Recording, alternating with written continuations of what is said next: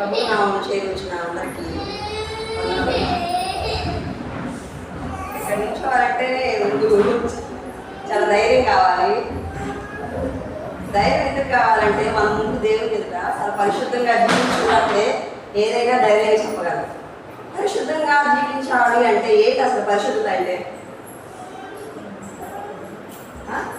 పరిశుద్ధత అంటే ఏదో మర్డర్ చేసేయడము, లేకపోతే ఏదో అక్రమంగా నడుచుకోవటము, అదే మనం తప్పులుగా భావిస్తాం.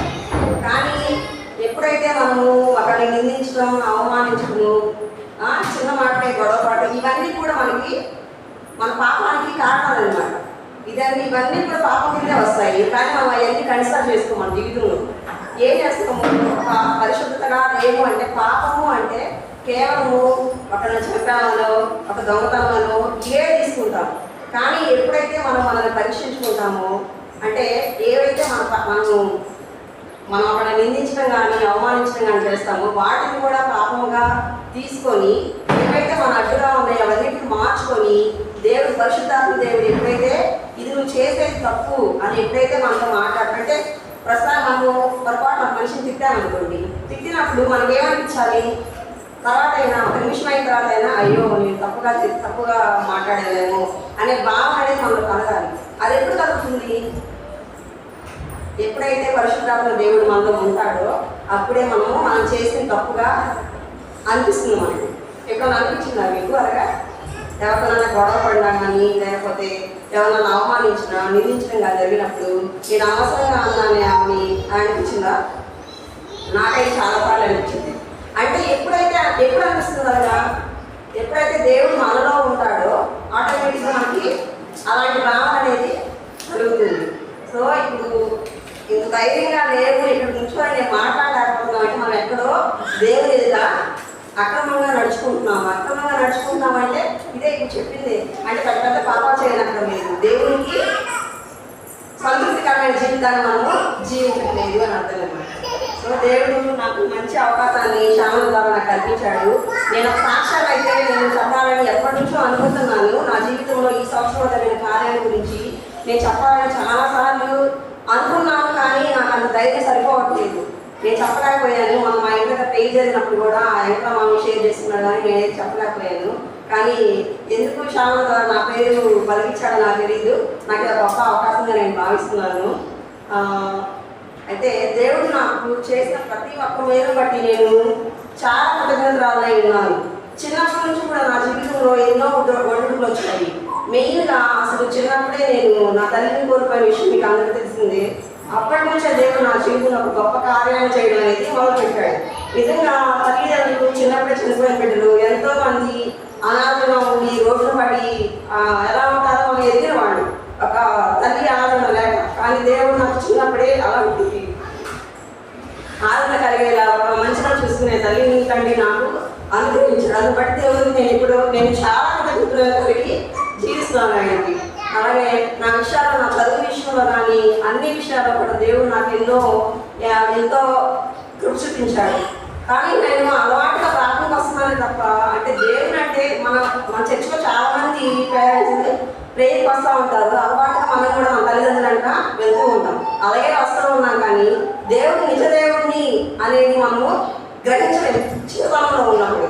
కానీ నేను చిన్నప్పటి నుంచి కూడా ఎక్కడ బైబిల్ స్టడీస్ నా హాస్టల్లో ఉన్న మా సీనియర్ వాళ్ళు కూడా ఎప్పుడు కొంతమంది బైబిల్ స్టడీస్ అని గ్యాదర్ అవుతూ ఉండేవాళ్ళు. క్రిస్టియానిటీ అంటే పాస్టర్ పిల్లలు వాళ్ళు ఉంటారు కదా, వాళ్ళు ఎప్పుడు కూడా వాళ్ళు ఏంటంటే ఒక చిన్న 2-5 కూడి ప్రేయర్ చేసుకోవటము, బైబిల్ స్టడీలా పెట్టుకోవటము, హాస్టల్స్లో కూడా ఉంటాయి. అలా ఉన్నప్పుడు నేను దేవుడు అంటే నాకు చాలా ఇంట్రెస్ట్ ఉంటుంది. నేను వెళ్ళి చక్కగా బైబిల్ స్టడీస్లో కూర్చునేదాన్ని. డిగ్రీలో ఉన్నప్పుడు కానీ ఎప్పుడు కూడా ఎక్కడ మీటింగ్స్ ఉన్నా వెళ్తూ ఉండేదాన్ని, శ్రద్ధగా వినేదాన్ని. కాబట్టి నా జీవితంలో నేను బాప్తిస్మం అనేది తీసుకోలేదు. చాలా కాలం బాప్తిస్మం తీసుకోకుండా అలా ఉండిపోయాను. దేవుడు అంటే ఏదో తెలుసు, కానీ బాప్తిస్మం అనేదాన్ని నేను వెనకేస్తూ వచ్చాను. కానీ రక్షణ అంటే ఏంటి అసలు తెలియదు కదా మనకి. అలవాటుగా వచ్చే ప్రార్థనకి మనం చాలా మంది చర్చలు కానీ మనం ఏంటంటే ఆచారాలు అలవాటుగా వస్తూ ఉంటాము. కానీ అలవాటుగా రావడం కన్నా దేవుని యందు భయభక్తి కలిగి రావడం అనేది చాలా అవసరం. అది ఎప్పుడు రావాలి? మనం దేవుని యందు జరుగుతుంది అని అంటే పరిశుద్ధాత్మ దేవుడు మనం ఎప్పుడైతే మనము మన పాపమును అంగీకరించి నిజమైన దేవుడిగా ఒప్పుకుంటామో అప్పుడే మనకి దేవుని యొక్క భయము భక్తి అనేది కలుగుతుంది. సో నేను ప్రార్థనకి ఇట్లా వస్తున్నాను, కానీ నేను బాప్తిస్మం తీసుకోవాలి అసలు ఆలోచన కూడా నాకు లేదు. ఇంకా చిన్నపిల్లలే కదా అనుకుంటూ వచ్చాను. కానీ దేవుడు ఒకనొక టైంలో నేను హైదరాబాద్ వెళ్ళిన తర్వాత 2010లో హైదరాబాద్ వెళ్ళినప్పుడు మా ఫ్రెండ్ ప్రేయర్కి వెళ్తా ఉన్నారు. ప్రేయర్కి వెళ్తాం, నేను హోసాల మినిస్ట్రీలో ఎప్పుడు నేను కవర్ టెంపుల్కి వెళ్ళేదాన్ని.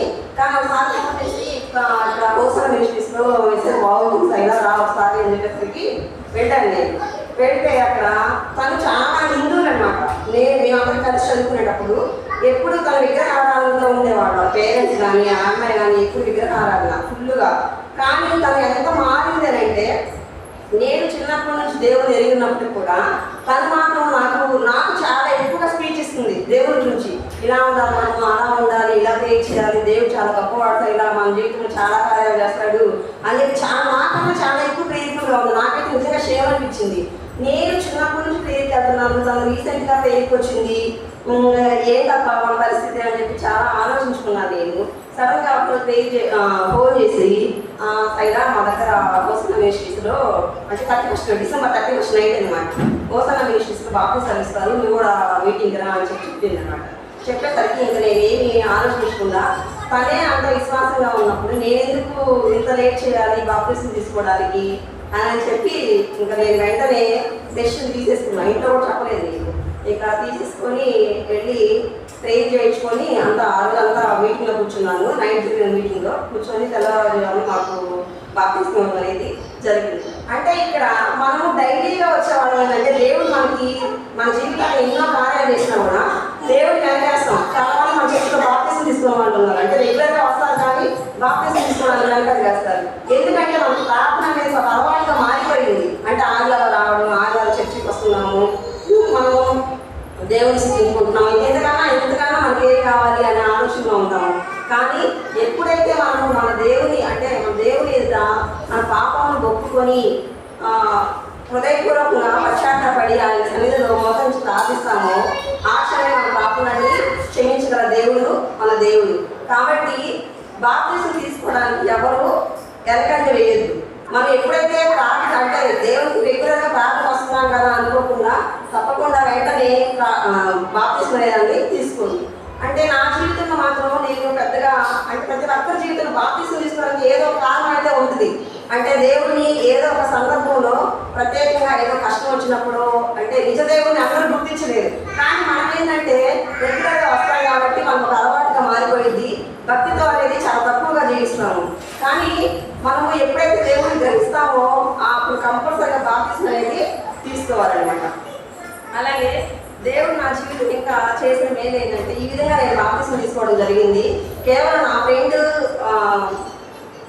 హిందూయిజం నుంచి వచ్చినప్పటికీ తను ఎంతో చాలా తక్కువ టైంలోనే తను దేవుని యొక్క విశ్వాసం నుంచి మారు మనసు పొంది తను వెంటనే బాప్తిసం తీసుకుంది. తనను చూసి నేను ఇంతకాలం నుంచి ప్రార్థనకు వస్తున్నా తీసుకోలేకపోయానే అని ఒక రిగ్రెట్గా ఫీల్ అయ్యి నేను బాప్తిసం అనేది తీసుకోవడం జరిగింది.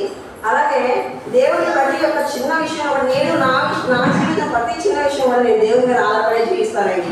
ఎందుకంటే దేవుడు నా విషయంలో ఒకటి కాదు రెండు కాదు ఎన్నో అద్భుత కార్యాలు చేశాడు. ఒకటి చెప్పాలంటే నేను డిగ్రీలో చదువుతున్నప్పుడు నేను 4 సబ్జెక్టులు ఫెయిల్ అయ్యాను. ఒకటి కాదు రెండు కాదు. ఫస్ట్ టైం నా ఫెయిల్. ఎప్పుడు నాకు అన్నింటిలో ఫస్ట్ క్లాస్ వచ్చేది, కానీ డిగ్రీలో మాత్రం ఒకేసారి 4 సబ్జెక్టులు ఫెయిల్ అయ్యాను. కానీ నాకు నిజంగా చాలా షేమ్ అనిపించింది. ఎందుకు నేను ఫెయిల్ అయ్యాను, బాగా రాసాను కదా ప్రభావ. కానీ నేను చాలా పెయిన్ఫుల్గా ఉండేదాన్ని అప్పుడు ఆ టైంలో. అదే ఎందుకు ప్రభావ అని నేను చాలా ప్రార్థన చేశాను. కానీ నాకు ఇంకా ఫెయిల్ అయిపోయాను. చేసేది లేదు మనం. ఇంకా చుట్టుపక్కల వచ్చి 4 ఫెయిల్ అయ్యింది, ఇంకేం పాస్ అయ్యింది, ఇంకేం ముందుకు వెళ్ళింది, పెళ్లి చేయండి ఇలా మాట్లాడిన వాళ్ళు కూడా ఉన్నారు. కానీ దేవుడు ప్రభావం యేసుక్రీస్తు నిజంగా నేను కన్నీటి ప్రార్థన చేసినప్పుడు నాతో స్వయంగా మాట్లాడాడు. నువ్వు ఎగ్జామ్స్ రాసిన తర్వాత నువ్వు 3 సబ్జెక్టులు పాస్ అవుతావు, ఒక సబ్జెక్ట్ రీవాల్యుయేషన్ పెట్టుకుంటావు అని చెప్పి నాకు దేవుడు మాట్లాడినప్పుడు నేను నిజంగా దేవుడిని నమ్మాను. నా ఉదయము ఆయనే కీర్తనలు 27 అధ్యాయం 27వ అధ్యాయము 7వ వచనం నేను ఎప్పుడు చదువుకుంటా ఉంటాను. యెహోవా నా ఆశ్రయము నా కేడము, నా హృదయం ఆయనే నమ్మించు కనుక నాకు సహాయం కలిగాను. ఇదే వాక్యాన్ని నేను ఎక్కువగా చదువుకుంటూ ఉంటాను. ఏ చిన్న కష్టం వచ్చినా ఈ వాక్యాన్ని చదువుకొని నేను ముందుకు వెళ్తూ ఉంటాను. అయితే నేను బాగా కన్నీటికి ఆలోచిస్తాను, ఏం ప్రభావ నేను సబ్జెక్టులు ఏదయ్యాను, మళ్ళీ నేను కట్టుకోగలనా, ఇది రాయగలనా, ఏది నా పరిస్థితి. ప్రతి దినం ఉదయం సాయంత్రం ప్రతిదినం నేను ప్రార్థన చేసుకోవచ్చు దేవుడికి, నువ్వు ఎలాగైనా నాతో మాట్లాడు, ఇది ఏమవుతుంది నా జీవితంలో అని చెప్పి నేను బాగా గట్టిగా కూర్చొని ప్రార్థించినప్పుడు దేవుడు నాతో మాట్లాడే మాట ఏంటంటే, నువ్వు సబ్జెక్ట్కి పాస్ అవుతావు, అప్పటి రీవాల్యుయేషన్ పెట్టుకోవాల్సి వచ్చింది అని చెప్పి మాట్లాడాడు. రిజల్ట్ వచ్చింది. అలాగే రిజల్ట్ చూసుకోవాలంటే భయం వేస్తుంది నాకు. అదే టైంలో మా నాన్న రిజల్ట్ వచ్చే టైంలో మా అమ్మ వాళ్ళు అప్పుడు శనగ వేస్తున్నారు. శనగ వేస్తుంటే సెలెక్ట్ చేయడం దగ్గరికి వెళ్ళి ఉన్నారు. నేను కూడా వెళ్ళి ఇంకా వాళ్ళు పని అయిపోయిందని బయటకు వస్తా ఉన్నాను. నేనైతే ఆ చేలోని మోకాలు వేసాను, దేవా ఈరోజైతే నా రిజల్ట్ ఉంది, నాకేమైతే నాకు తెలియదు, నువ్వైతే నాకు మాట ఇచ్చావు, 3 మాసాలు అవుతావు ఒక రీవాల్యుయేషన్ పెట్టుకోవాలని అని చెప్పి నేను అడిగినప్పుడు అలాగే రిజల్ట్ చూశారు. అలాగే 3 మాసాలు అయ్యాను, ఒకటి ఫెయిల్ అని చూపించింది. ఫెయిల్ అని చూపించింది. ఏం చేయాలి, దేవుడు మాట ఇచ్చాడు కదా నాకు రీవాల్యుయేషన్ పెట్టుకోవాలని. ఇక నేను దాన్ని మా నాన్న చెప్పాను, నాన్న ఇలా కాబట్టి ఒకటే కదా రీవాల్యుయేషన్ పెట్టించినా అని చెప్తే, ఇక మా నాన్న దాన్ని సరైన ఒకటే కదా అని చెప్పి మా అమ్మ మా నాన్న రీవాల్యుయేషన్ పెట్టిదని ఒప్పుకున్నారు. అది లాస్ట్ ఒక 1 మంత్ కల్లా వచ్చేసింది రిజల్ట్. రీవాల్యుయేషన్ కూడా నేను పాస్ అయిపోయాను. ఈ విధంగా దేవుడు నాకు ప్రతి చిన్న విషయంలో కూడా నేను దేవుడి మీద ఆధారపడి జీవిస్తానండి. నాకు ఏం జరుగుతుంది ఈ విషయం మీద నాతో నేను గట్టి కూర్చుంటాను. దేవుడు ఏదో నాకు కష్టం వచ్చినప్పుడు ప్రతి విషయంలో కూడా ఏ చిన్న కష్టం వచ్చినప్పుడు నేను గట్టి కూర్చుని దేవా ఈ విషయం మీద నాకు మాట్లాడు, ఎలాగైనా మాట్లాడు అని చెప్పి కూర్చున్నప్పుడు దానికి సొల్యూషన్ అనేది నిజంగా మీరు నమ్ముతారు నమ్మలో వెంటనే నాకు దానికి సొల్యూషన్ అనేది దేవుడు ఇస్తాడు. అదేవిధంగా మీకు తెలిసిన విషయమే, నా మ్యారేజ్ విషయంలో కూడా చాలా ప్రాబ్లమ్స్ వచ్చాయి. పెళ్ళైనప్పుడు ఎంత గొడవపడిందో మీకు అందరికీ తెలిసిన విషయమే. అదే టైంలో కూడా నా తల్లిదండ్రులు నన్ను దూరం పెట్టకుండా ఆ టైంలో అంత పెద్ద గొడవ జరిగినప్పటికీ వాళ్ళు నన్ను మళ్ళీ యాక్సెప్ట్ చేసి మళ్ళీ వాళ్ళ బిడ్డగా నన్ను తీసుకెళ్ళి నాకు అన్ని కార్యక్రమాలు అనేది చేయడం జరిగింది. ఇది కూడా నా జీవితంలో చాలా గొప్ప విషయము. నిజంగా అంత గొడవ పడి మా అమ్మకైతే అవసరం లేదు, ఇంకా వాళ్ళతో నాకేం పని అనే విధితో ఉండాలి అమ్మ. కానీ దేవుడు ఇచ్చిన మనసులో లేకపోతే దేవుడికి నా మీద ఉన్న అంటే దాన్ని ఏమంటారు ఆ ప్రేమ నాకు తెలియదు. కానీ దేవుడు మళ్ళీ తిరిగి నన్ను నా తల్లిదండ్రుల దగ్గరికి అదేమో చేర్చుకునేది జరిగింది. అది కూడా నేను నా జీవితంలో మర్చిపోనే విషయము. ఇక వచ్చేసి ఇక లాస్ట్ ఈ సంవత్సరంలో నాకు దేవుడు ఇచ్చిన వాగ్దానం ఏంటంటే, నా నీతి అని రక్షణ హస్తంలో నేను నిన్ను ఆదుకుందును అనే వాగ్దానం ఇచ్చాడు. ఈ సంవత్సరం నాకు లాస్ట్ ఇయర్ అక్టోబర్లో అంటే ఎలక్షన్స్ వచ్చిన తర్వాత టీవీకి వచ్చిన తర్వాత నాకు పొలిటికల్ ఎఫెక్ట్ నాకు చాలా పడింది. మా నాన్న వాళ్ళు పడేసరికి ఇంకేంటి అక్టోబర్ నుంచి మమ్మల్ని డ్రాప్ అవ్వమన్నారు జాబ్ నుండి. ఇక నలుగురు ఆగిపోయాము, మా ఆఫీస్లో నలుగురు ఆగిపోయాము. చాలా ప్రయత్నిస్తున్నాము కానీ అది వెనక్కి వెళ్ళిపోతూ ఉంది. ఎంతసేపు అంటే ఎన్ని రోజులు అంటే చాలా దినదినము ఏడుస్తూనే ఉన్నాము, వాళ్ళని బతినాడుతూనే ఉన్నాము. కానీ దేవుడు నా ఇంట్లో వెళ్తున్న వారి నాకు అధికంగా ఉందని చెప్పాడు. నేను అదే మాట పట్టుకుని నేను ప్రార్థిస్తూ ఉన్నాను. నా నీతి అని దక్షిణ హస్తంలో నిన్ను ఆదుకుందనే వాగ్దానాన్ని ఎత్తుపట్టుకొని నేను ప్రార్థిస్తున్నాను. దేవుడు నా ఎండ చూపాడు. చాలాసార్లు ఎన్నిసార్లు అంటే ఒక 6 times నేను తిరుగుతాను మినిస్ట్రీ గారి దగ్గరికి. మా ఫ్రెండ్స్ కూడా తిరుగుతున్నాను, మా కొలీగ్స్ కూడా తిరుగుతున్నారు. ఇట్లాగా మళ్ళీ ఎందుకు మాకు ఇలాగా మేము ఆ పార్టీ కాదు ఈ పార్టీ కాదు ఏది కాదు మేము జాబ్ చేసుకునే వాళ్ళు మాకు ఎందుకండి ఇలాగంటే పొలిటికల్ ప్రెజర్ బాగా ఎక్కువ ఉంది. నేను వెళ్ళడము ఆయన పెట్టుకోవద్దని చెప్పడము ఇలా జరుగుతుంది కంటిన్యూస్గా. నేను ప్రతిసారి ఉదయం చేస్తాను, సాయంత్రం ఆయన పెట్టుకోవద్దని అంటే మళ్ళీ వేరేది. కానీ అక్కడ ఏం జరుగుతుంది అనే విషయము ఒక అతను మాకు మా వ్యక్తి కంటిన్యూస్గా చెప్తూనే ఉన్నాడు. మేము కలుస్తూనే ఉన్నాము. నేను దిలీప్ నెక్స్ట్ బాబాయి వీళ్ళందరూ వెళ్ళి అందరూ మాట్లాడారు. దిలీప్ అయితే బాగా మాట్లాడాడు, మేము మీకు మీ ధర్మం వేసామండి అలాగా వెళ్ళాలని మాట్లాడాడు. ఏదేమైనప్పటికీ ఎవరు ఏం చేసినా దేవుడు కృప మన మీద లేకపోతే మాత్రము మనము దేన్ని కూడా పొందుకోలేము. అయితే ఆయన ఒకటే మాట అన్నాడు, వెళ్ళిన ప్రతిసారి నేను నీకు వేరు చేస్తానమ్మా, నువ్వు మాత్రం పదే రావద్దు అని అన్నాడు. సరే మేము అయినప్పటికీ మళ్ళీ వాళ్ళ మనసు మారుతామని చెప్పి అది గొప్ప జాబ్ కాదు. కాకపోతే ఏంటంటే ఇది నాకు చాలా కంఫర్ట్గా ఉంది. పిల్లలను చూసుకోవడానికి టైంకి ఒక టైం అటు ఇది అయినా వెళ్ళి రావడానికి చాలా నాకు ఫ్రీగా ఉందన్నమాట. ఇక అందుకని నేను దాన్ని ఎందుకులే దీన్ని వదులుకోవడం, ఫస్ట్ ఉన్నదాన్ని జాగ్రత్త చేసుకుని తర్వాత ఏదైనా ట్రై చేయించాడు, దీని మీద కూర్చున్నాను. అంతేగాని ఇంకా సర్వీస్ దగ్గరికి వెళ్ళాము, నాదైతే ఓకే చేశాడు. ఓకే చేశాక అక్కడ నలుగురు ఉంటే ఆ నలుగురిలో నాదే ఫస్ట్ ఓకే అయింది అనమాట. సో దేవుడు అదే చెప్పాడు వాక్యం కూడా, నువ్వు భయపడకు, జడియకు, దిగులు పడకము, నేను నా నీతి అని రక్షణ హస్తంతో నిన్ను ఆదుకుందును అనే వాక్యాన్ని ఇచ్చాడు నాకు. ఆ వాక్యాన్ని ఎత్తుపట్టుకుని ప్రార్థించాను. ఈ దేవుడు ఈ సహాయాన్ని నా జీవితంలో చేశాడు ఈ సంవత్సరం. నేను ఎప్పుడు చిన్న మేలు జరిగినా కూడా ఇక్కడ ప్రతి వర్షం అయిన రోజు నేను సాక్ష్యం చెప్తాను. ప్రతి ఒక్క మీద కూడా ఎవరి జీవితంలో ఏం జరిగినా కూడా ప్రతి ఒక్కటి దేవుడికి కృతజ్ఞతాస్తుతులు చెల్లించడం అనేది చాలా అవసరం. అక్కడ నిజంగా మనం నిజంగా మేలు పొందుతుంది, అక్కడ కూర్చోలేమండి. నిజమా కదా? అసలు దేవుని దేవుని మాటలు మనం గద్దిస్తూ ఉంటుంది. వెళ్ళి సాక్ష్యం చెప్పని నేను అన్నాక నీ సాక్షిగా నిలబడతానని దేవా నీ సన్నిధిలో అని చెప్పి నేను అన్నా. నాకు ఈ పని చెయ్యి, నేను ఈ సాక్ష్యం చెప్తానని నేను ఒప్పుకున్నాను. ఆ రోజు జరిగింది కానీ నాకు జాబ్ అయితే తిరిగి వచ్చింది కానీ నేను సాక్ష్యం చెప్పడానికి కనిపేశాను. మా ఇంట్లో పెయిన్ జరిగింది, ఇక్కడ చాలా ఆన్లైన్ బ్యాంక్స్ వెళ్ళిపోయాయి, అన్నీ వెళ్ళిపోయాయి, కానీ నేనైతే సాక్ష్యం చెప్పలేదు. కానీ దేవుడు శ్యామల ద్వారా మాట్లాడి శైలాన్ని సాక్ష్యం చెప్పాను. కానీ దేవుడు నాకు మంచి అవకాశాన్ని ఇచ్చాడు. నేను ఇవన్నీ దేవుడిని చెల్లించలేకపోయాను. అందుకని చిన్నప్పటి నుంచి నా జీవితంలో ఇంకా మిగతావన్నీ చిన్నవే, కానీ నేను చెప్పిన మాత్రం అది చాలా నా జీవితంలో చాలా గొప్ప కాదు అన్నమాట. సో అందుకని దేవుడికి నేను కృతజ్ఞతాస్తుతులు చెల్లిస్తున్నాను. నా కుటుంబం కోసం ప్రార్థించండి. ఓకేనా? మీరు మీ జీవితాల్లో చేసే ప్రతి ఒక్క మేలు గురించి కూడా ఎప్పుడు అందరితో పంచుకోవాలి. ఎప్పుడైతే మనము సాక్ష్యాన్ని పంచుకుంటామో ఏంటంటే ప్రతి ఒక్కరిలో మార్పు అనేది కలుగుతుంది. మార్పు, ఆ రక్షణ మారు మనసు అనేది మనిషికి చాలా అవసరం. ఒకసారి మారు మనసు కొన్న తర్వాత దేవుడు అంటే మనకి భయం కలుగుతుందండి. భయం కలిగింది అంటే ఆటోమేటిక్గా మనము ఒక మనిషిని ఇబ్బంది పెట్టడానికి ఎప్పుడు కూడా సాహసం చేయము. ఆటోమేటిక్ దేవుని భయం మనలో ఉంది అని అంటే ప్రతి చిన్నదానికి కూడా అయ్యో నేను అది చేశానా అనే ఫీలింగ్ అనేది కలుగుతుంది. కాబట్టి ఏదో అలవాటుగా వచ్చే భక్తులు కాకుండా దేవుని అనేది భయం భక్తి కలిగి జీవించాలని నేను ఆశిస్తున్నాను. చిన్న సాక్షి దేవుడు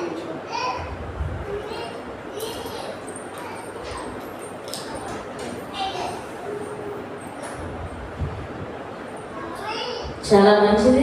శైలక్క నువ్వు నమ్మకు గోవిందక్క మీ అమ్మ బాగా నాకు ఈ మధ్య తెలిసింది. నిజంగా అంత చక్కగా బాగా చూసుకుంటున్నారు. నాకు తెలియదు, ఈ మధ్య తెలిసింది ఇలాగని చెప్తానని.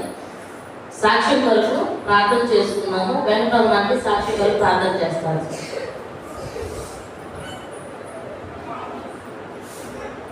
అయ్యా తండ్రి నా ప్రభు ప్రభు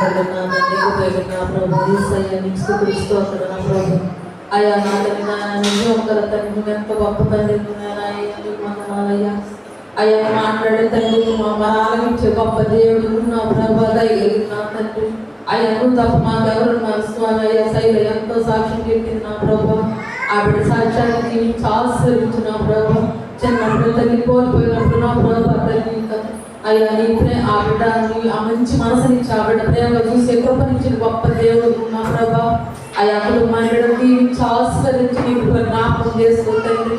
అయ్యా సైనా పట్ల ఇంట్లో గొప్ప కాలం చేసిన గొప్ప దేవుడు నా ప్రభా.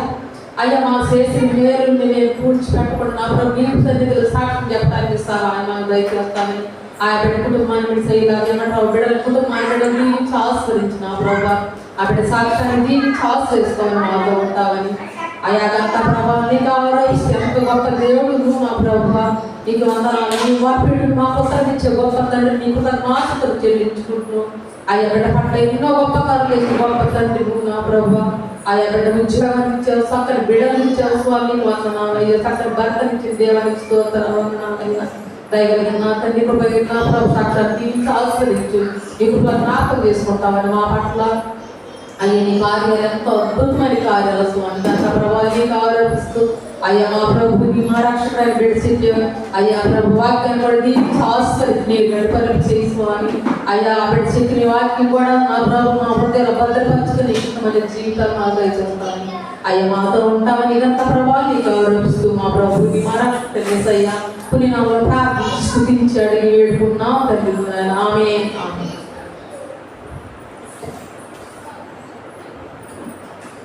సమయంలో సహోదరి కలుగున 10-15 నిమిషాలు వాక్యం పంచుకుంటుంది. జాగ్రత్తగా వినాలని ఆలోచన. దేవుని నామమునకే మహిమ కలుగుగాక. ఆమేన్. హల్లెలూయా. హల్లెలూయా. భోంచేయారా? సంతోషంగా రాలేదా దేవుని సన్నిధికి?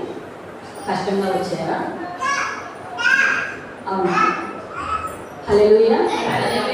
ఎన్ని ఉన్నా కానీ ఆ గడప బయట వేసి దేవుని సన్నిధి లోపలికి రావాలి. దేవుని సన్నిధిలో ఉన్నటువంటి సంతోషం, ఆనందము అది చెప్పలేనిది. అది అనుభవించే మనకు మాత్రమే తెలుస్తుంది. ఎన్నున్నా కానీ ఆ గడప బయట వదిలేసి చింత దిగులు అంతా దేవుడి మీద భారం వేసేసి ప్రశాంతమైన మనసుతో లోపలికి రండి.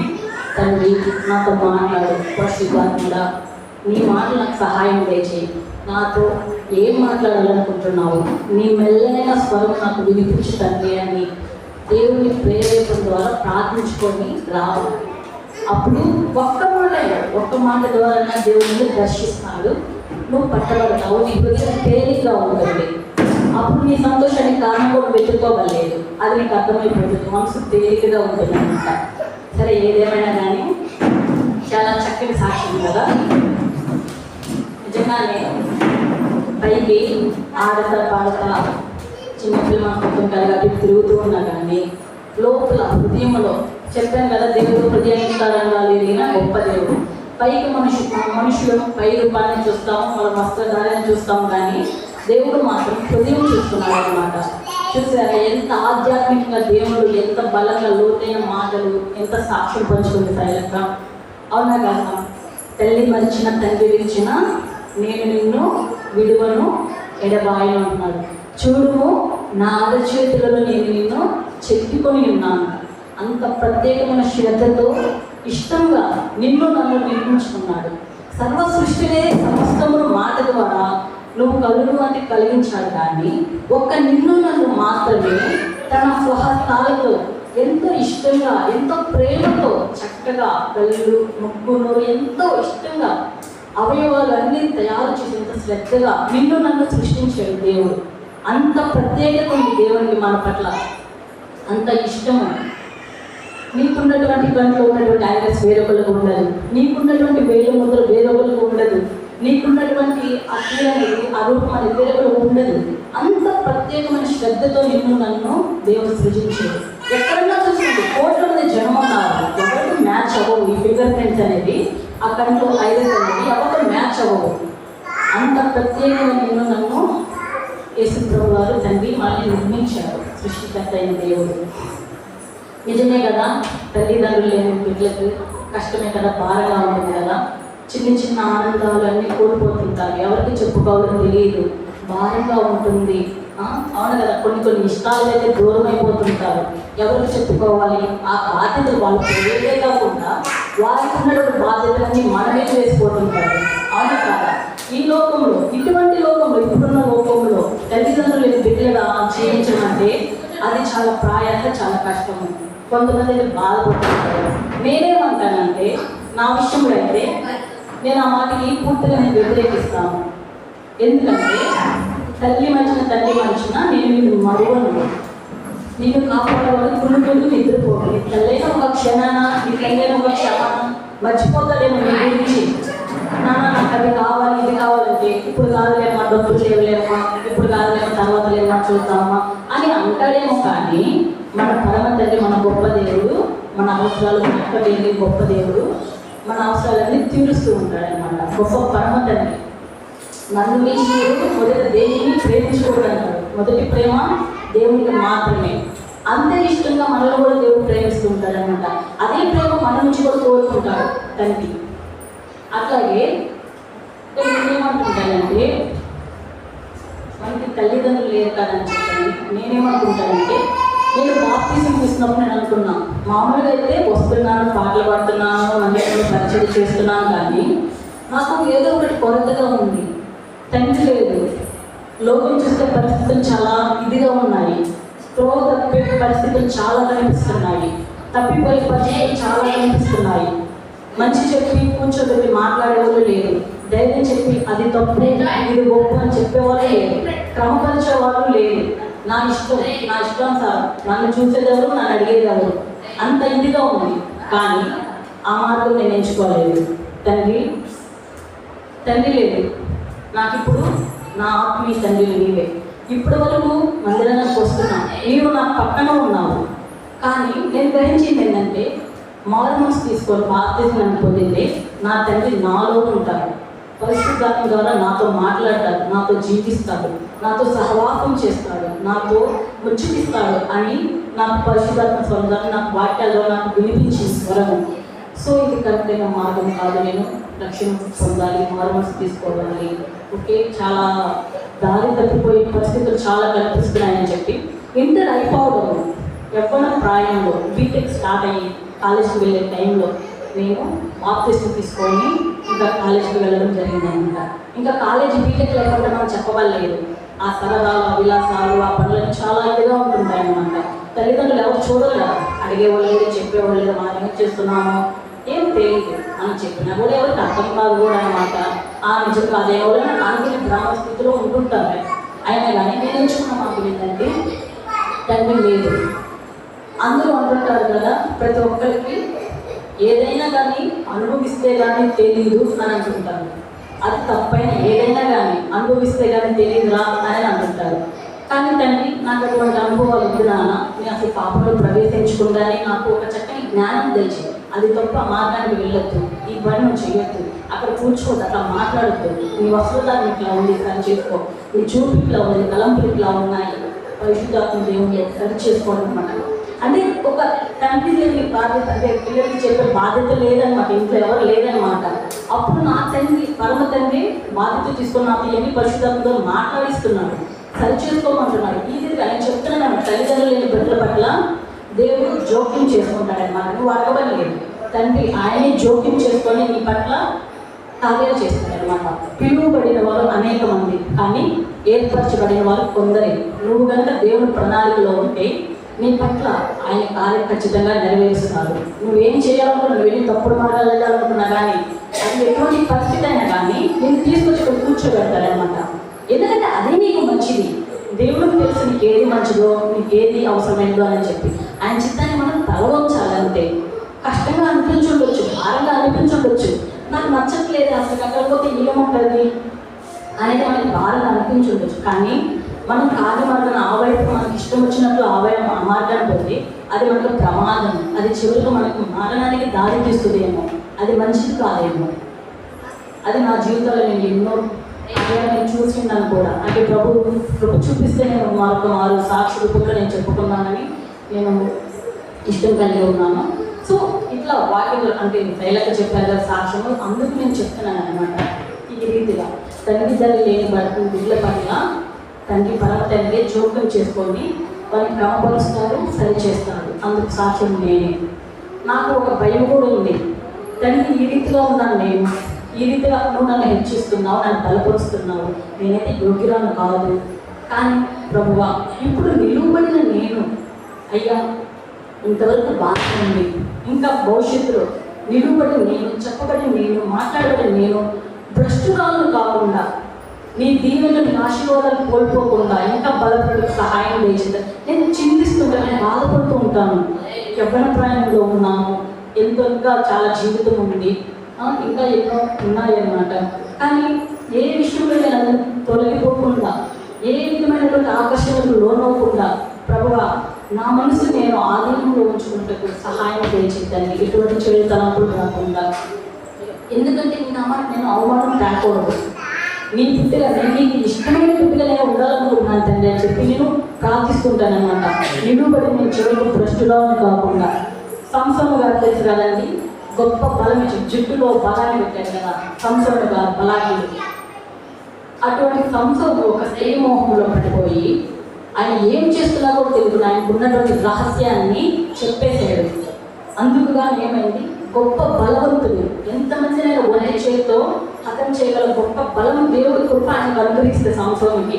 సంసోను గారు ఏం చేశారు, ఒక స్త్రీ మోహంలో పడిపోయి ఆయనకు ఉన్నటువంటి రహస్యం చెప్పేశాడు.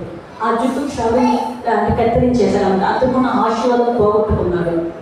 సో అంతటి బలార్జుడు ఏం చేస్తున్నాడంటే అక్కడ తిరుగులు విప్పుతున్నాడు.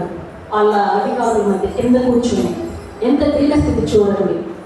అది కవర్ల మధ్య నువ్వు నిలవబడితే నువ్వు ఏ స్థితికి నువ్వు పతనం చేసుకున్నావు చూడండి. సొంత ఆలోచన ద్వారా ఆకర్షితులయ్యి, లోకానికి ఆకర్షితులయ్యి ఎంతటి బలాన్ని మీకు అనుగ్రహించాడు.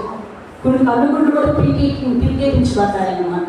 ప్రభువా ఒక్కసారి మళ్ళా జ్ఞాపకం చేసుకున్న శక్తిని దయచేయండి మరలా అనేది మరలా పొందుకొని అక్కడ ఉన్నటువంటి వాళ్ళందరినీ హతము చేసి చనిపోయాడు.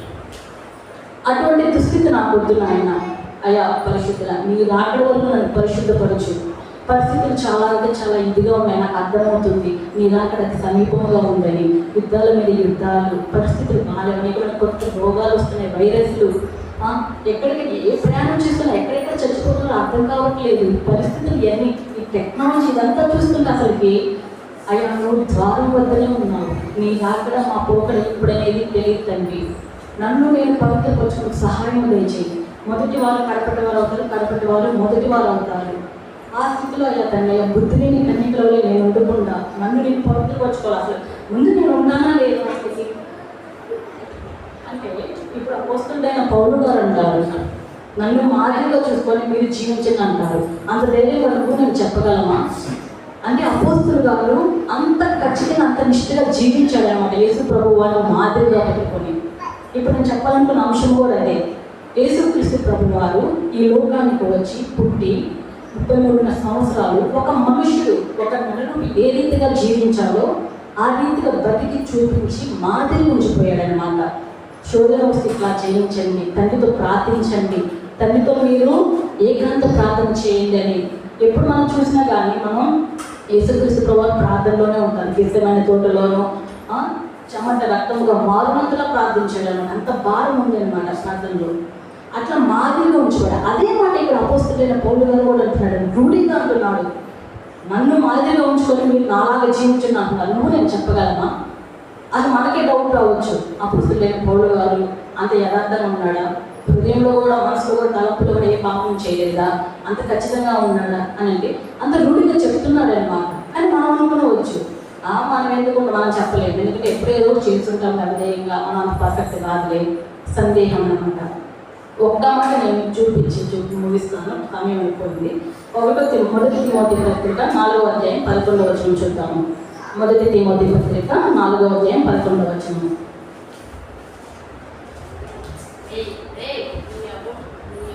చదివినానా? నీ యవ్వనమును బట్టి ఎవడను నిన్ను తృణీకరింపకము కానీ మాటలలోను ప్రవర్తనలోను ప్రేమలోను విశ్వాసంలోను పవిత్రతలోను విశ్వాసులకు మాదిరిగా ఉండును. విశ్వాసులకు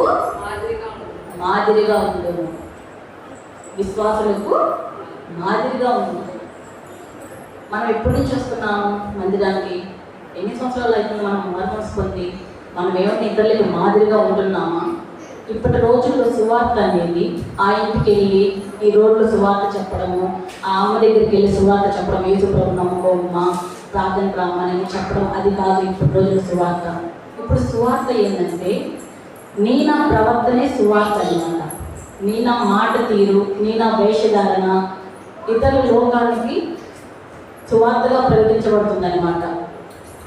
ఒక దేవుని బిడ్డగా అసలు నీ ప్రవర్తన ఎట్లా ఉంది, నీ మాట తీరు ఎట్లా ఉంది, నీ వేషధారణ ఎట్లా ఉంది అన్ని గమనిస్తున్నారనమాట.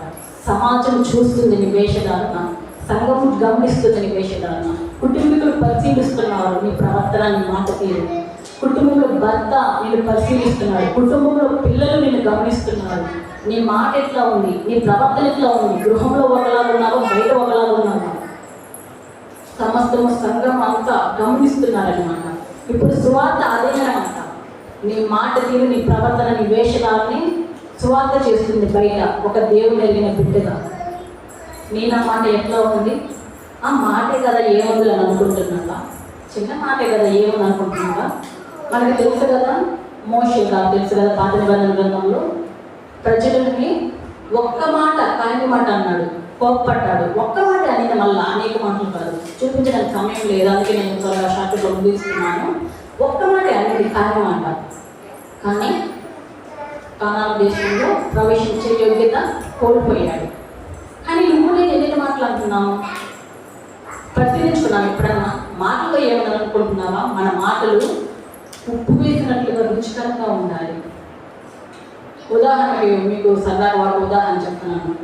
మామూలు ఇట్లాగే మీలాగే సంఘంలో కంట ఒక ఆమె కూర్చొని పాస్టర్ గారు వాక్యం చెప్తుంటే ఇంటుందంట, శ్రద్ధగా ఉంటుందంట, రాకడ గురించి చెప్పాడంట, ఎంత ఇదిగా ఉంటుంది నరకం అంటే. అసలుకి నేనైతే రక్షించబడ్డాను, నా భర్త పరిస్థితి ఏంటి, నా బిడ్డల పరిస్థితి ఏంటి గృహంలో అని చెప్పానని బాధతో దుఃఖంతో వచ్చిందంట. పాస్టర్ దగ్గరికి వచ్చిందంట ప్రార్థన అయిపోయినాక.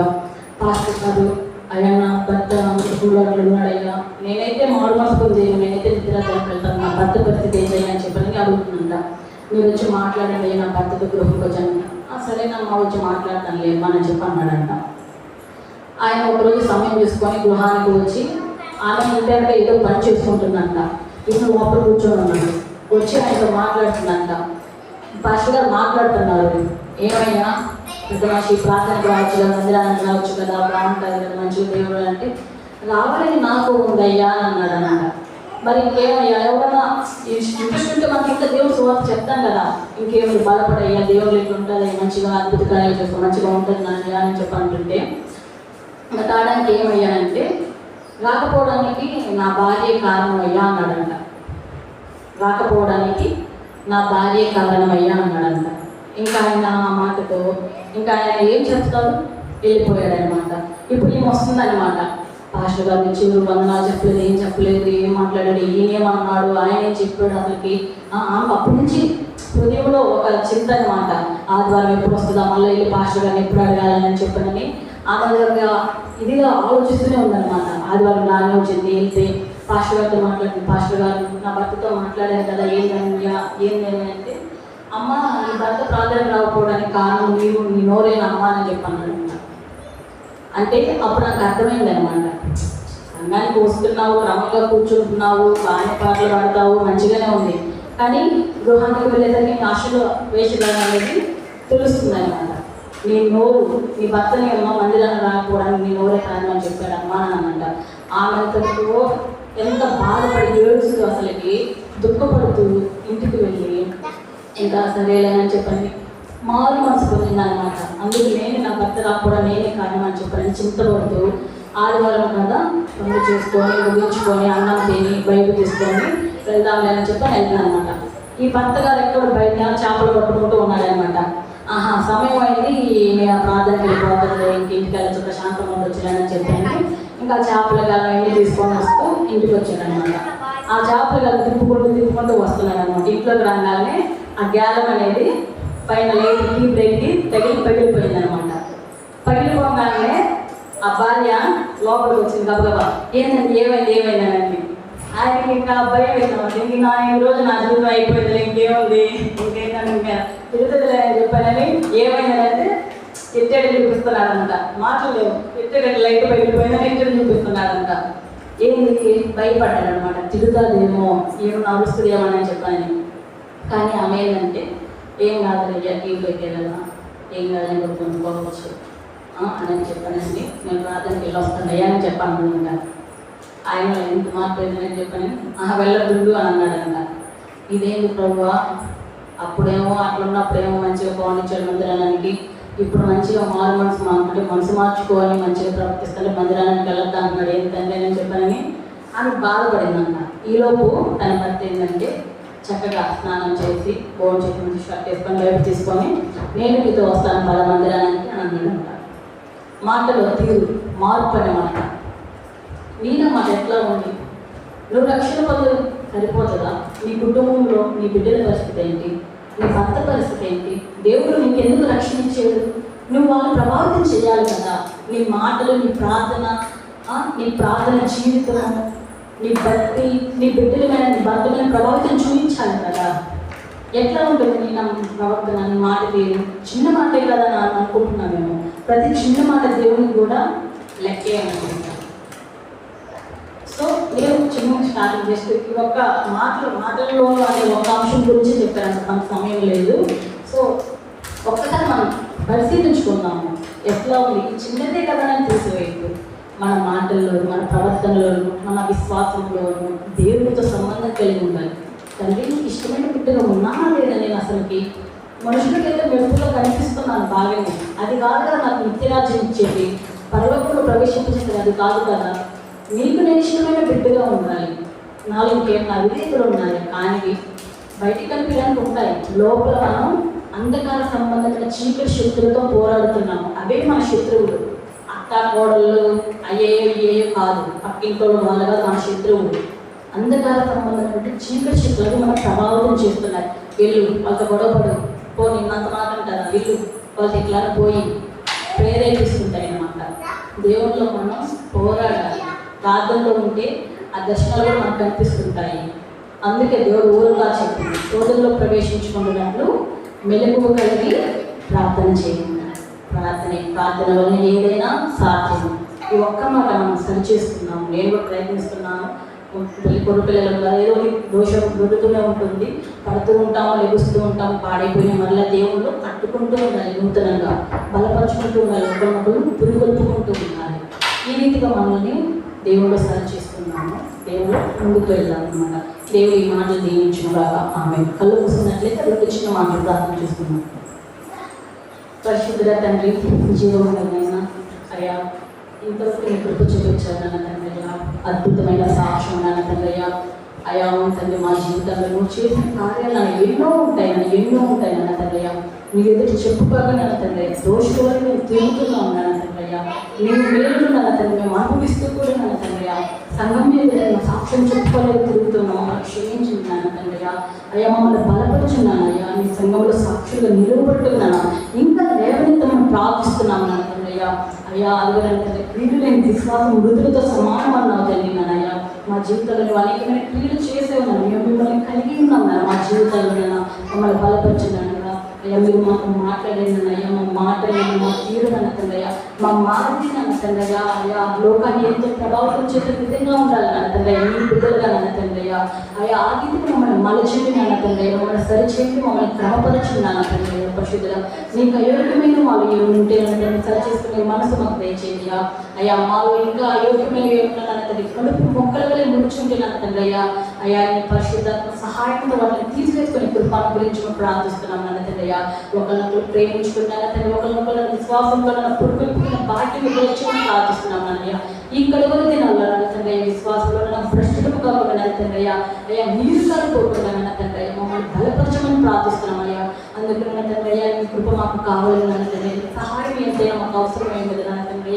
మమ్మల్ని బలపరచమని మీ వాక్యాన్ని విడిచిపెట్టకుండా తండ్రి, మా నిజ జీవితంలో నన్ను ఆ ప్రకారం ఆచరించిన సహాయం దయచేయమని తండ్రి. చేరువచ్చిన ప్రతి ఒక్కటి నన్ను మీ వెంటనే దేవులతో కృపతో నింపమని ప్రార్థిస్తున్నాను తండ్రి. సహాయం చేయమని మమ్మల్ని తగ్గించుకుంటూ పశునామాన్ని హెచ్చిస్తున్నాను అయ్యా. ముందున్న సమయాన్ని కూడా నీ చేతులకు అప్పగించుకుంటూ ప్రార్థిస్తున్నాను తండ్రి. ఆమేన్ ఆమేన్ ఆమేన్.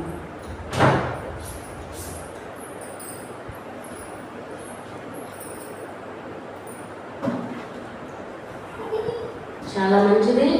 ఇప్పటికే సమయం చాలా ఎక్కువైపోయింది. అంత మాత్రమే కాదు, మన దేవుడు తల్లి మరిచినా తండ్రి విడిచినా మనల్ని ఎప్పుడు విడువడు ఎడబాయడు. ఎలాంటి స్థలంలోనైనా ఎలాంటి సిచ్యువేషన్లోనైనా కానీ మన దేవుడు ఎప్పుడు మనల్ని వెన్నంటి ఉంటాడు. అది ఏ ప్లేస్లో అయినా ఎక్కడున్నా కానీ ఎలాంటి పరిస్థితుల్లో ఉన్నా కానీ మన దేవుడు మనకి ఎప్పుడూ తోడుగా ఉంటాడు. కాకపోతే మనం ప్రార్థన చేస్తున్నాం అంటే దేవుడికి తెలియదు అసలు మనం ప్రార్థన చేసుకుంటేనే అవసరం అంటే అవును, మనం ఖచ్చితంగా ప్రార్థన చేసుకోవాలి. ప్రార్థన చేసుకుంటే ప్రార్థన వల్లే మనకి అన్ని కార్యాలు జరుగుతాయి. సో ఒక చక్కని సాక్ష్యం విన్నాం మనం. శైలక్క ఎప్పుడు అన్ని తిరుగుతా, శైలక్క సాక్ష్యం ఎప్పుడు వెళ్ళలేదు, ఇదే మొదటిసారి ఇంత చక్కని సాక్ష్యం విన్నాం మనం అందరినీ. అలాగే చక్కని వాక్యం, ఒక స్త్రీ వల్లే ఒక భర్త కానీ పిల్లలు కానీ మన కుటుంబం కానీ స్త్రీ వల్లే మారాలి, అవునా కదా? ఒక స్త్రీ వల్లే కుటుంబం మారింది, కుటుంబం మారితే మన పక్క కుటుంబాలు మారుతాయి, మన గ్రామం మారింది. అలాగే ప్రతి ఒక్కటి ఒక స్త్రీ వల్లే జరిగింది, అవునా కదా? మన దేవుడు ఏ గ్రంథాల్లో అయినా కానీ స్త్రీ గురించి ఇంత గొప్పగా ఎక్కడా లేదు. మన బైబిల్లో మాత్రమే ఒక స్త్రీ గురించి ఇంత గొప్పగా రాశాడు, అవునా కదా? దేవుడు మనకి ఎంత గొప్ప ప్రత్యేక స్థానాన్ని ఇచ్చాడు, బైబిల్లో మాత్రమే మన గురించి ఇచ్చాడు. కాబట్టి మనము దేవుని ప్రార్థన చేసుకొని మన కుటుంబంలో మనం చాలా మంది వస్తుంది, కానీ మగవాళ్ళు మాత్రం ఎంతమంది వస్తున్నారు? ఆదివారమే చూసుకుని ఎంతమంది వస్తున్నారు మన వేలలో లెక్క పెట్టవచ్చు. ఎంతమంది వస్తున్నారు మన భర్తలు? మనం ఎంతమంది మనం ఇక్కడ ఆ స్త్రీలుగా ఉన్నాం, కానీ భర్తలు మాత్రం కొంచెం మంది. కానీ ప్రతి ఒక్కటి ఏదైనా భర్త మారాలన్నా, పిల్లలు మారాలన్నా, ఎవరు ఏం మారాలన్నా కానీ మన వల్లే అవుతుంది. మనం అది దేవుణ్ణి అడిగి పొందుకోవాలి. అలా అంత మాత్రమే కాకుండా మనకి మన ముందు చాలా అవసరాలు ఉన్నాయి. మొదటిగా సునీత వాళ్ళ శ్రీమావయ్య మన ఆపరేషన్ చేయించుకొని వచ్చాడు. అతనికి శ్రీమావయ్య గురించి ప్రార్థన చేయండి. అంత మాత్రమే కాదు, శివక్క వాళ్ళ సుశారత్వం ఉంది కదా, వాళ్ళ కుమారుడు గురించి ప్రార్థన చేయండి. కాల్ సర్జరీ చేయాలి అని అన్నారు. తర్వాత విషయం తెలియదు, దాని గురించి ప్రార్థన చేయండి. అంత మాత్రమే కాదు, శ్రీదేవి ఆంటీ గురించి కూడా ప్రార్థన చేయండి. ఇప్పుడు మార్నింగ్ వెళ్ళి కలిసి వచ్చాము. దేవుని దయ వల్ల బాగుంది. ఆమె నాకు పెళ్ళైన మొదట్లో చాలా హిందూ గుడికి అని అడిగేదని చెప్పని చాలా ఇదిగా ఉండేవారు. కానీ ఈ మధ్య కొంచెం దేవుడి మాటలు మాట్లాడటం కొంచెం ఇలా ఉన్నారు. ఆమె పూర్తిగా మారి సంఘానికి వచ్చే విధంగా గురించి ప్రార్థన చేయండి. ఆమె ఆరోగ్యం గురించి ప్రార్థన చేయండి. అంత మాత్రమే కాదు, గృహాలు కట్టుకునే వాళ్ళు చాలా మంది ఉన్నారు. గృహాలు కట్టుకోవాలని అనుకుంటున్నవారు, కట్టుకుంటున్నవారు, స్క్రీన్లు వచ్చి వస్తాయని వాటి కోసం ఎదురు చూస్తున్న వాళ్ళు చాలా మంది. గుజ్జాంటి, లలితమ్మ, ఇంకా కల్లూరు మావయ్య ప్రతిరోజు ఫోన్ చేసి అడుగుతారు నన్ను, నా గురించి ప్రార్థన చేయండి అమ్మా అని. ఇంకా మీ అవసరాలు ఏమన్నా ఉంటే చెప్పండి. ఏమైనా ఉన్నాయా మీ అవసరతలు? ఏం లేవుగా. అలాగే మన ఆన్లైన్ ప్రేయర్లో ఎన్నో అవసరాలు. ఆన్లైన్ ప్రేయర్కి రాని వాళ్ళు ఎవరన్నా పక్కన ఇక్కడ ఉన్నారా? అంటే మనకి ప్రేయర్ రిక్వెస్ట్ అవి ఉన్నాయి, పేపర్స్ ఉన్నాయి కదా, అవి రాని వాళ్ళు ఫిల్ చేయండి. మన గురించి, మన కుటుంబం గురించి మనం ఉన్నా లేకపోయినా ప్రతి ఒక్క నిమిషం, ప్రతి ఒక్క రోజు వచ్చిన 3 గంటల ప్రార్థన కానీ ఏ టైంలో అయినా కానీ ప్రార్థన జరుగుతుంది. 3 గంటల ప్రార్థనలో మన కుటుంబం గురించి, మన దేవుడి సన్నిధిలో మన కుటుంబం గురించి అక్కడ ఆ పేపర్లో కాంప్లైంట్ షీట్ దాంట్లో రాసి ఉంటుంది. అది దాని గురించి ప్రార్థన చేస్తారు ప్రతి ఒక్కరు. 3 గంటల ప్రార్థనలో 3 గంటల ప్రార్థనలు జరుగుతున్నాయి. దాని గురించి ప్రార్థన చేయండి. అంత మాత్రమే కాదు, స్త్రీలుగా కొంతమందిమే ఉన్నాము. ఇంకా తొదకు వచ్చే టైంకి ఇంకా ఎక్కువ మంది, అనేక మందిగా చేరి రావాలని చెప్పని ప్రార్థన చేసుకున్నాము.